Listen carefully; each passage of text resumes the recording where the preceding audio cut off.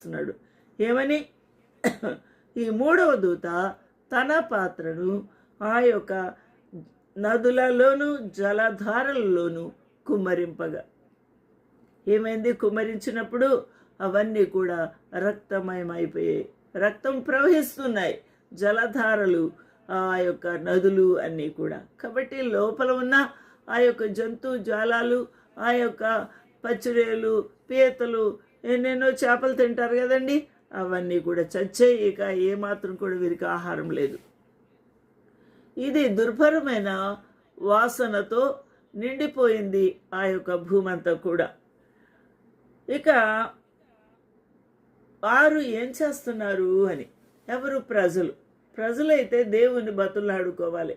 దేవుని, ప్రభా మేము తప్పు చేసామయ్యా, పాపులమయ్యా, మమ్మల్ని క్షమించమని వేడుకోవాల్సిన వారై ఉండి దేవుని సన్నిధికి వచ్చినప్పుడు దేవుడు కనికరించునేమో, కానీ వారు కఠినులుగా ఉన్నారు, గర్వాంధులుగా ఉన్నారు. ఏం చేస్తున్నారు వారు వర్తమాన భూత కాలంలో ఉండు పవిత్రుడా అని దూతలు పొగుడుతున్నారు. ఏమని? పరిశుద్ధుల రక్తమును ప్రవక్తల రక్తమును వారు కార్చినందుకు తీర్పు తీర్చి వారికి రక్తము త్రాగనిచ్చితివి. మంచి పని చేసేవయ్యా, నువ్వు చేసిన కార్యం న్యాయమైనది. You are a righteous God, your works are just, you are just God, నీ తీర్పులన్నీ కూడా న్యాయమైనవి అని ఆ యొక్క దూతలు దేవుని యొక్క కార్యమును శ్లాఘిస్తూ ఉన్నారు. కానీ ఈ యొక్క మనుషులు మాత్రం ఏమాత్రం కూడా ఏం చేస్తున్నారు?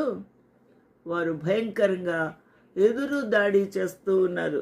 అందుకు అవును ప్రభా, దేవా సర్వాధికారి, నీ తీర్పులు సత్యములు న్యాయములు అయి ఉన్నవి అని బలిపీఠము చెప్పుట వింటిని. బలిపీఠము మాట్లాడుతుంది అనే మాట అర్థం ఏంటి? బలిపీఠము వద్ద కూడా దేవదూతలు ఉన్నారు అనే అర్థం.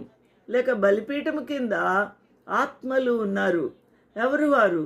హతసాక్షులు అయిన ఆత్మలు, దేవుని కొరకు ప్రాణం ఇచ్చిన వారు, దేవుని కొరకు వారి యొక్క ప్రాణములు త్యాగము చేసిన వారి ఆత్మలు వేచి మొరపెట్టుకుంటూ ఉన్నాయి.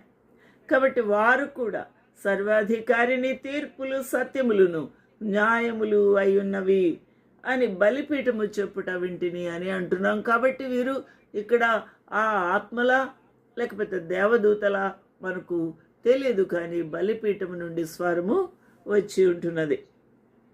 నాలుగవ దూత తన పాత్రను ఎక్కడ కుమ్మరించుమని దేవుడు గొప్ప స్వరంతో చెప్పాడు.